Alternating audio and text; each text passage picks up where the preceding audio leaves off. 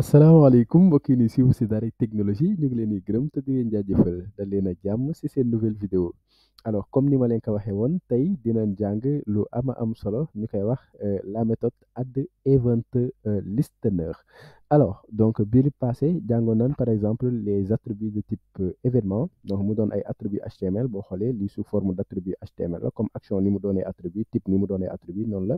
on mouse down doonee attribut. Mais parfois par exemple si codage bi donc du fii rek par exemple ngay dugal ay attributs HTML pour déclencher ay fonctions mais si code CSS bi si code script bi JavaScript bi carrément parfois da ngay soxla récupérer par exemple ay balises def directement par exemple ay événements maintenant loolu noonu c'est possible grâce à Add Event Listener. Alors fii ñu créer benn fichier 2_ add event list donc ne faites pas d'erreur si nous koy bindee donc Add Event Listener xaw na gudd mais c'est pas difficile à écrire hein. Ok point HTML ñu def point d'exclamation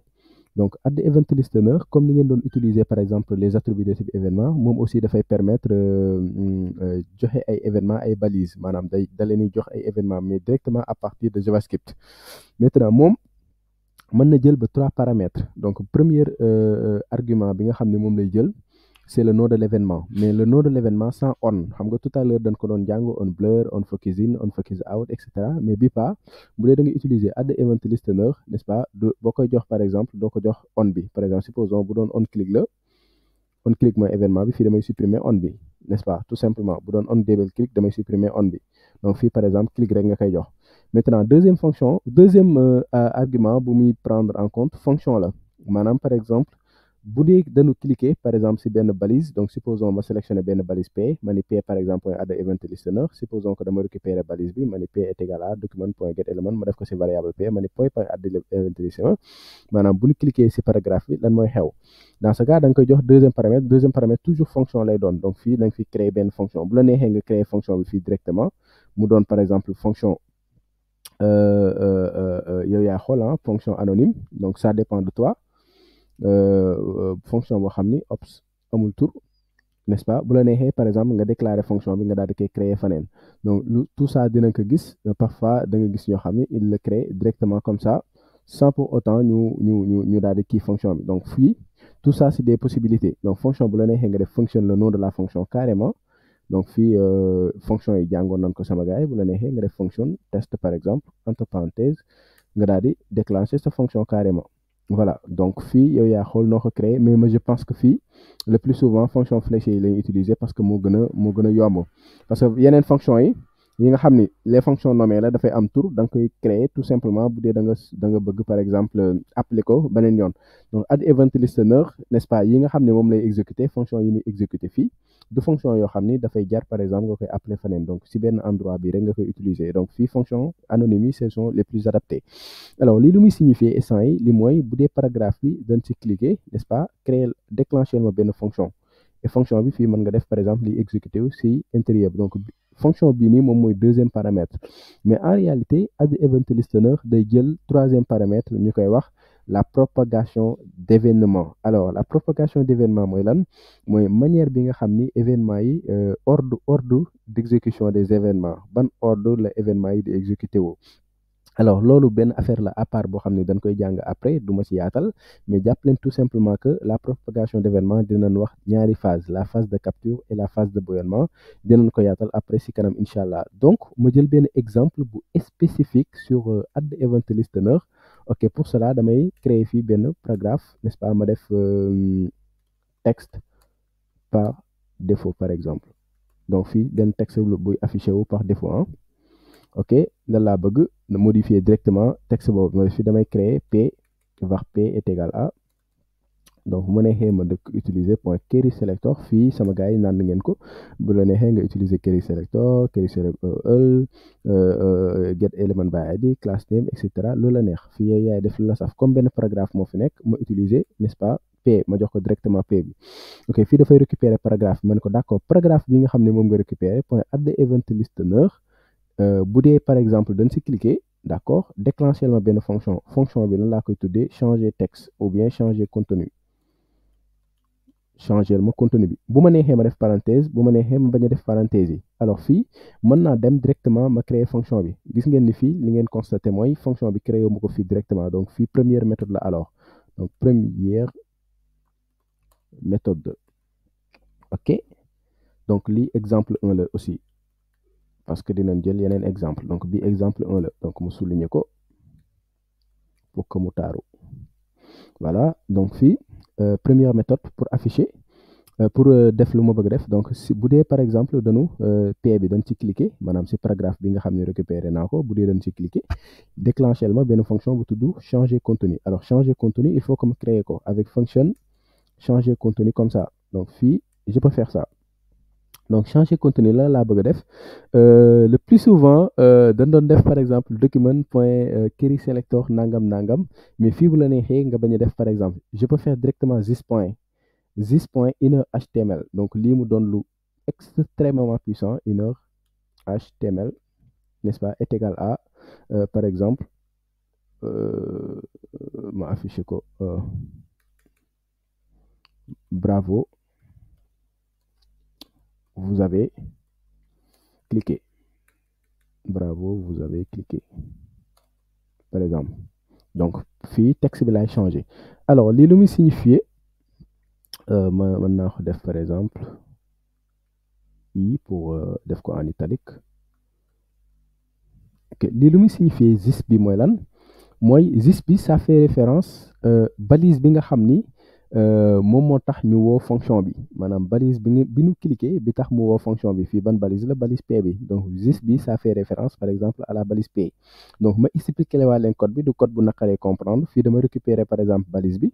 n'est-ce pas ma def ko ci variable bu tudd p ma ni p bi bu dee dañ si cliquer donc p point add event listener maanaam bu dee dañ si cliquer déclencher ma benn fonction léegi fonction boobu noonu n'est-ce pas ma créer fonction bi léegi si fonction bi comme fonction bi dañ ko déclencher léegi ma ni this point inner HTML maanaam balise bi nga xam ni moom lañ cliquer ba déclencher fonction bi maanaam point seen contenu dama koy modifier donc ma def si par exemple bravo mën naa changer par exemple stylisation bi dans ce cas aussi mën naa def this point style point color par exemple est égal à orange voilà ma changer couleur am en même temps alors ma tester pour xool lan la ñuy am clic droit ouvrir dans l'explorateur de fichier je tape sur entrée donc fii yéen a ngi gis par exemple paragraphe baa ngi nii ma cliquer si tâche yéen a ngi gis bravo vous avez cliqué donc sama gars yi li neexul sama gars yi donc ma won leen lii mooy approche bi gën a gudd mais bu ma neexoon fonction bi directement fii laa koy créer donc lii mooy première méthode bi donc fii ma daal di koy commenter ma won leen deuxième méthode bi donc deuxième méthode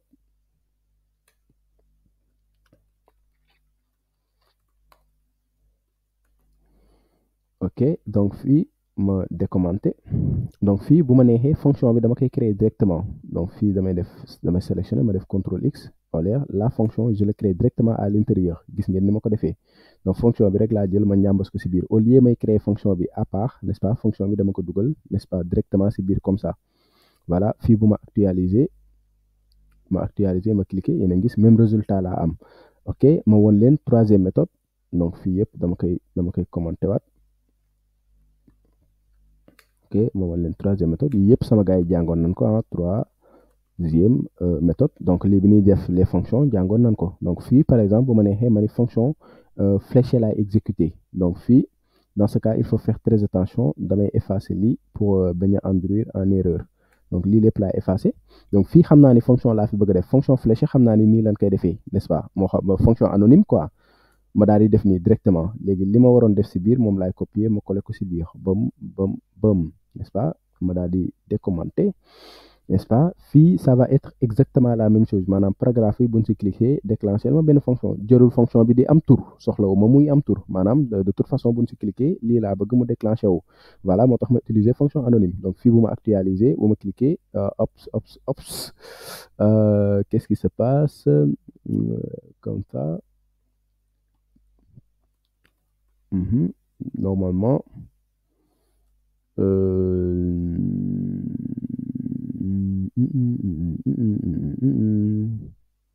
ma xool lan moo manqué bravo nangam pourtant dara manqué wul ma cliquer kontaanul n'est-ce pas bi ma cliquer kontaanul bon c'est pas grave donc fonction fléchée yi Normalement c'est bien possible à ce niveau-là. Je sais pas ba xam dama def erreur fonction fléchée sp bam bam bam donc fii ops lu may def nii waay telli ops bam bam bam ok c'est bien ça hein? Donc pour exécuter voilà donc fii il l'a pas pris en compte.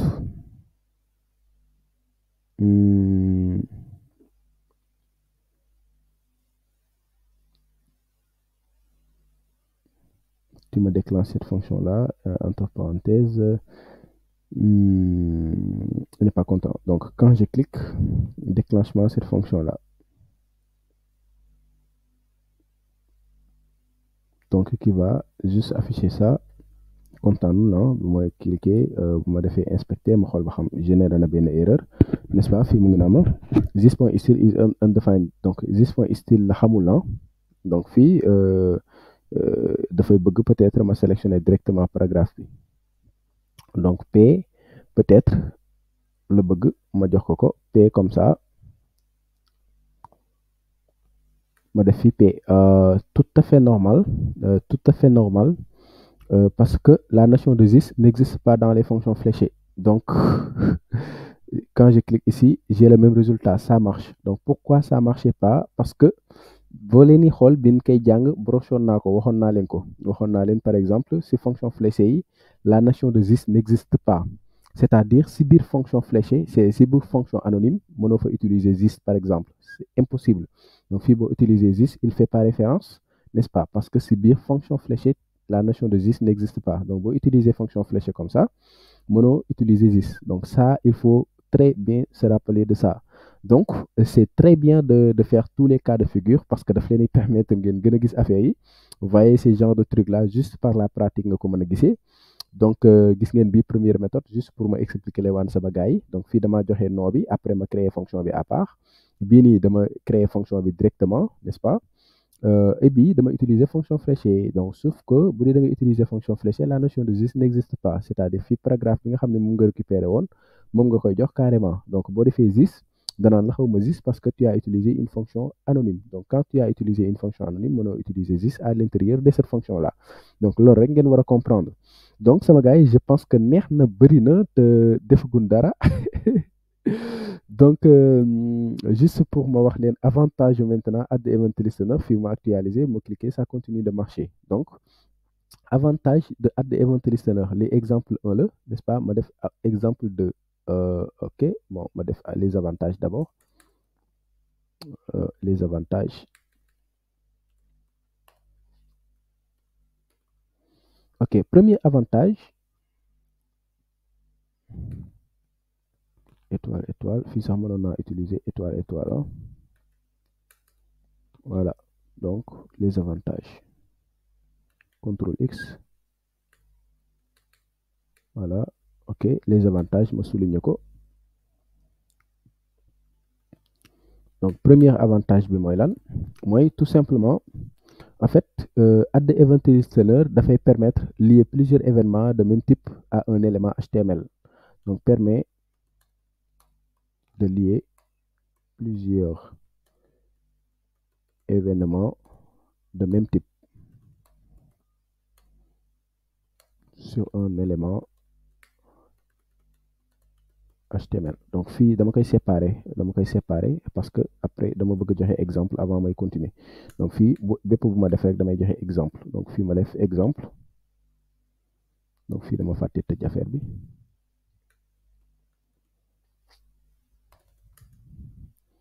ok avantage donc fii un laay def un ma def nii voilà donc après donc loolu mooy premier bi ma doog a joxe sama exemple voilà 2 points ma daal di koy souligner voilà pour que mu structuré waaw donc fii boo leen xoolee dama doon nekk si les avantages fii sax mënoon naa ko def si même ligne pour gagner d'espace n'est-ce pas ok voilà n'est-ce pas pour am beaucoup plus d'espace sinon aussi boo ko defee nii yàqul dara rof yàqul jën boo ko defee nii aussi rof yàqul jën dafa gën a nice tax donc les avantages fii par exemple premier avantage bi mooy lan fii mënoon naa def étoile étoile ma xool ok ma xool non bu dee da nga bëgg mu am étoile yële donc boo defee fii da ngay def étoile nga def taper sur entrée donc boo bëggee mu lay defal ay étoile quoi donc fii mën naa ko déplacer comme ça fii ma ko déplacer voilà ma déplacer exemple bi supprimer voilà exemple comme ça donc juste pour wan leen donc exemple donc fii dañu lan permet de lier plusieurs événements de même type sur un élément HTML lii lu muy tekki dafay tekki tout simplement que avec add event listener li nga xam ne c'est impossible si les attributs de type événement attributs yi mënoo si lier même balise bi mënoo lier plusieurs clics si même balise bi donc attributs yi nga xam ne moom lañ doon jàng fii ma wan leen donc fii par exemple xam nga ñu ngi doon utiliser on mouse down si même balise bi mënoo utiliser plusieurs on mouse down donc si même balise bi plusieurs on mouse down mais avec add event listener c'est une possibilité je vous donne juste un exemple donc fii donc je pense que paragraphe bi amoon naa ko ci kaw donc récupérer woon naa paragraphe bi damay def tout simplement p point add event listener bu ñu cliquer n'est-ce pas déclencher ma benn kii bu tudd message 1 par exemple benn fonction bu tudd message 1 mani même chose bu ñu cliquer déclencher ma bu tudd message 2 ma dem maintenant créer ñaari fonction yooyu fonction message 1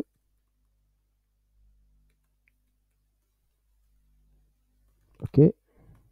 n'est-ce pas message 1 dafay afficher tout simplement alerte premier message bon fii naa def double clic puisque defoon naa clic fii ci kaw naa def double clic dbl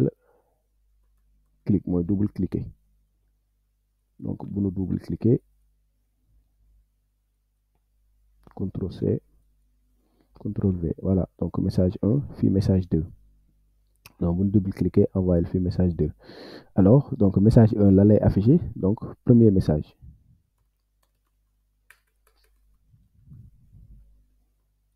point virgule donc fii message 2 dafay afficher deuxième message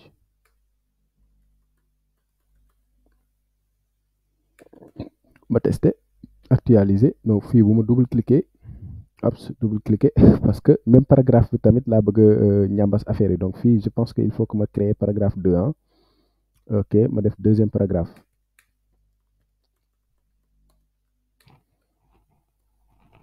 ok donc deuxième paragraphe mën naa ko utiliser récupérer par query selector all donc fii dama koy tuddee P2 voilà donc ma def query selector all n'est-ce pas donc paragraphe yi récupérer ma deuxième paragraphe bi donc bi nga xam ne dafa nekk position 1 bi mooy nekk position 0 bi mooy nekk position 1 donc P2 laa ko tuddee alors fii mani P2 point add event listener P2 point add event listener maanaam deuxième paragraphe bi buñ si double cliquer n'est-ce pas afficher ma message 1 deuxième paragraphe aussi buñ si double cliquer afficher ma message 2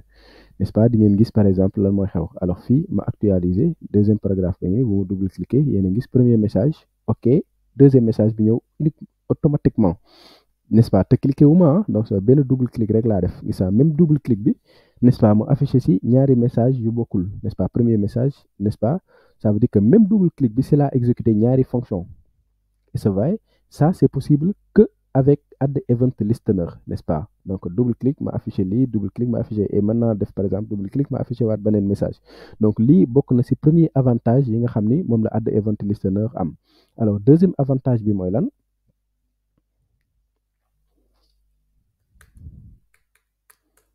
donc dafay permettre de lier plusieurs événements de types différents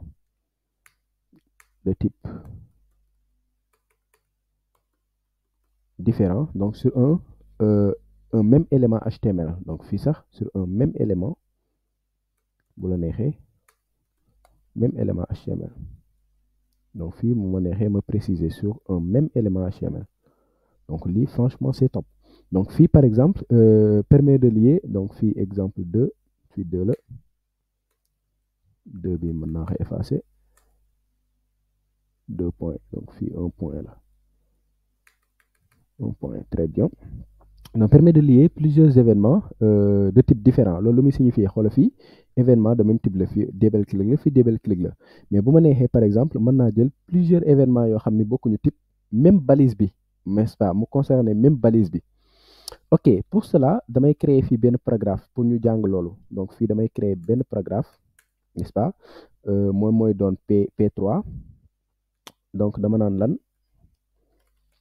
poser le curseur sur moi par exemple poser le curseur ça c'est quoi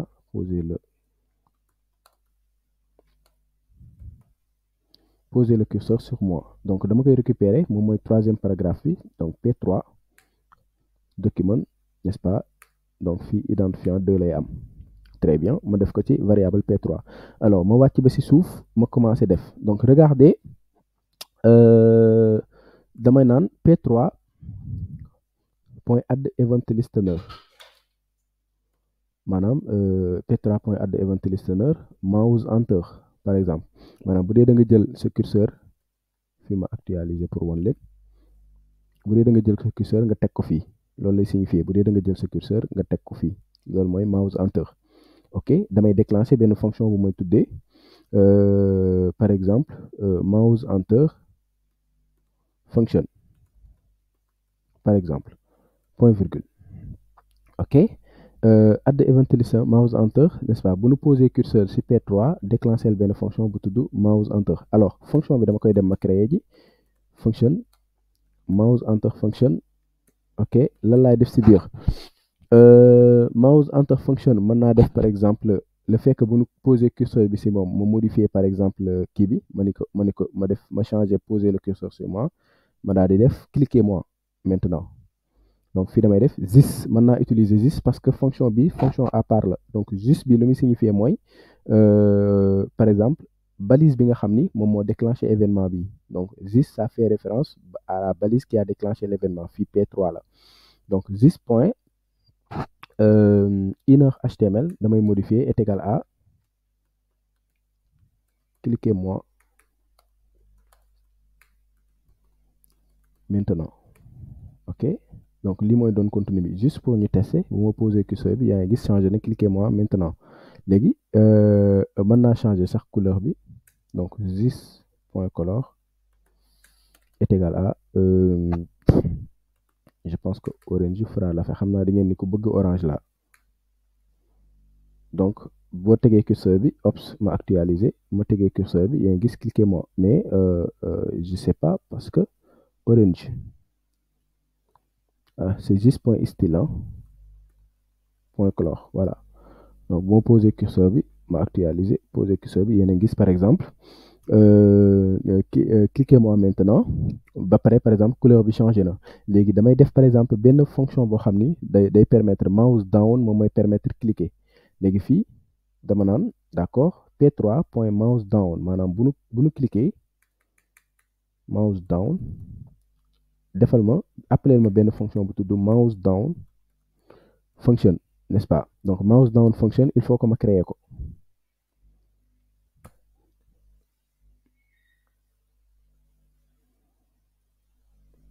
alors mouse down function mooy par exemple on a cliqué donc bu ñu cliquer lan laay def this point inner HTML donc comme kii nan fii boo tegee curseur bi danaan cliquer moi maintenant mais cliquer nan donc danaan ko bravo vous avez cliqué le paragraphe ok style point color ma jox ko benn couleur 26C ma changer def ko en gras style point font wect W majuscule wect font wect n'est-ce pas ma def ko bold bon mën naa changer taille bi ma yokk taille bi point font size ops font S majuscule size est égal à je pense que 24 pixels fera l'affaire.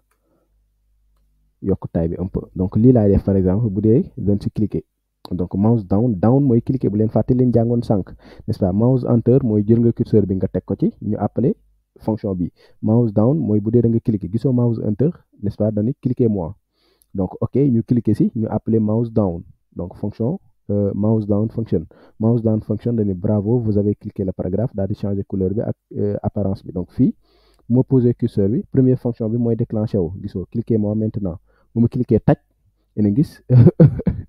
dafa gaaw nag mouse enter gisoo cliquez moi maintenant ma cliquer taj gisoo bravo vous avez cliqué le paragraphe donc fii gisoo bu ma génnee rek mu defal ma cliquer moi bu ma cliquer bravo vous avez cliqué le paragraphe bu ma génnee comme ça mu def cliquez moi maintenant ma cliquer donc vous voyez que c'est excellent donc fii sax bu neexoon ñu def mouse over donc mouse over waxoon naan que ni moom mooy par exemple boo duggee ak boo génnee n'est-ce pas donc cliquer naa n'est-ce pas fii bu ma génnee cliquer moi maintenant mais bon mën nañ utiliser par exemple mouse enter c'est la même chose ok maintenant lan laa bëgg peut-être bu dee par exemple fii moo cliquer naa mais bu ma génnee n'est-ce pas par exemple fii ma cliquer mais bu ma génnee comme ça peut-être ma déclencher benn fonction mouse out donc fii mouse down mouse enter mouse leave moom mooy boo génnee mouse enter mooy boo poser curseur bi mouse leave moom mooy boo teggee curseur bi donc mouse leave mooy boo teggee curseur bi donc damay appeler benn méthode bu tudd mouse leave layout function ok ma créer fonction bi bon ops lan laa bëgg dama bëgg supprimer stylisation bi donc bu ñu defee par exemple mouse leave damay supprimer carrément par exemple stylisation bi donc mouse leave ak mouse out c'est la même chose donc fii bu la neexoon au lieu de mouse leave nga utiliser mouse out ok donc mouse enter bu la neexee nga utiliser mouse move aussi donc je pense que franchement c'est cool donc reset par exemple mouse leave function ou bien reset donc mouse leave reset mouse enter par exemple effet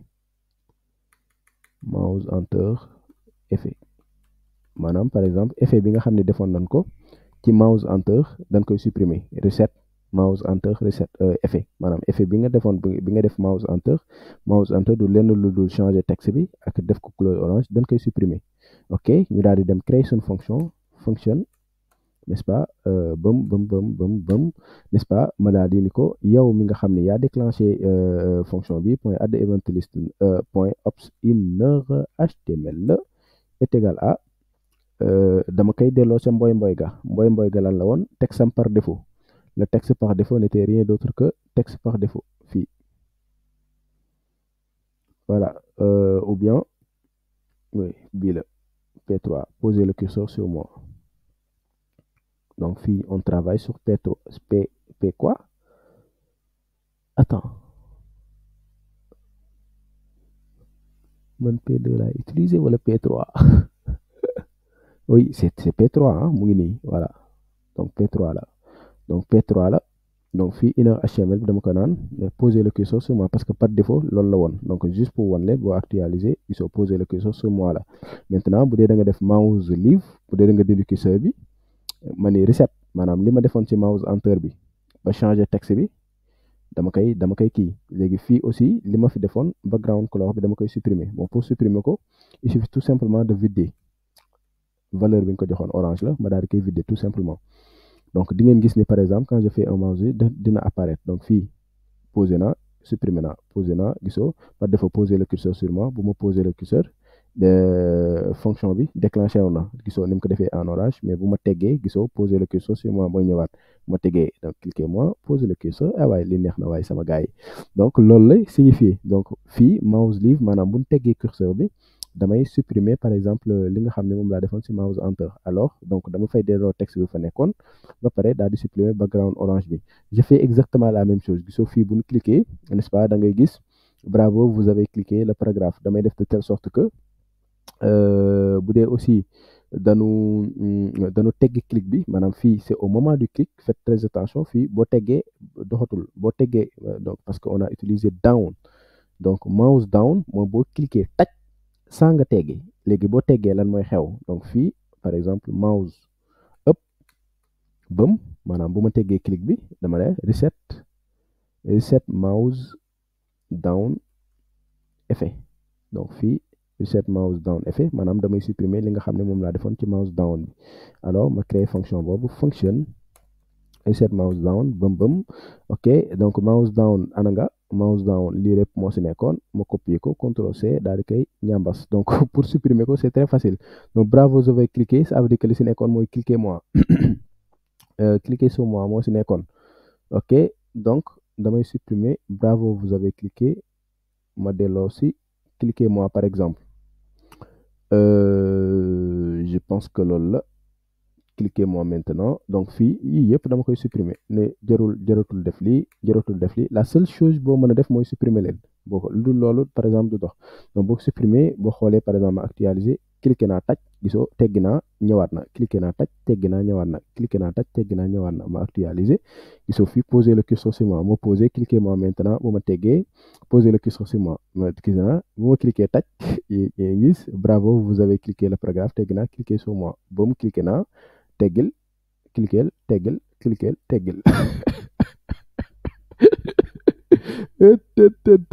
mais sama gars yi fii laa yem quoi parce que franchement donc gis ngeen ñaari avantage yooyu la am maanaam add event listener même événement de même type et ça mën nga ko appliquer si même paragraphe bi wala même balise bi gisoo fii add event listener deuxième avantage am mooy plusieurs événements gisoo fii mouse enter mouse down mouse leave mouse te si même paragraphe bi laa ko appliquer donc loolu mooy avantage bi donc tu peux appliquer plusieurs événements, n'est-ce pas, de même type sur un élément HTML. Mën nga appliquer aussi plusieurs événements de type différent sur un même élément HTML, sur un même élément HTML. Donc, je pense que gis ngeen la puissance des événements de add event listener en JavaScript. Ok sama gars yi vidéo baa ngi gudd ma jox leen rendez-vous si beneen vidéo ñu jàng la propagation des événements en JavaScript.